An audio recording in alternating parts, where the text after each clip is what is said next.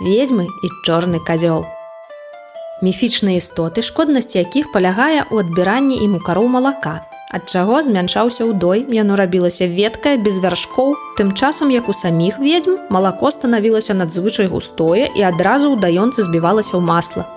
Свае чарадзейскія намеры ведьмы найчасцей ажыццяўлялі ў тыя дні, калі раса малочная, на святога Юр'я, першае запасаванне скаціны, і на купалле.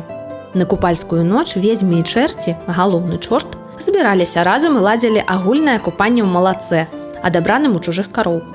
У гэты ж дзень ведьмы ездзілі на каровах з пашы да ваколіцы.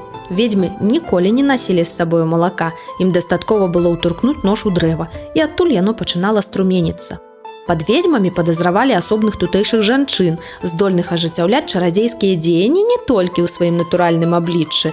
На ліхі промысел яны выходзілі голымі ці ў кашулі з раскудлачанай галавой, але і ператвораных у нейкую заморфную істоту – жабу, рапуху, сабаку, кошку, ласку, курыцу, гругана, ліляка, казадоя, гадзюку, яшчарку ці муху.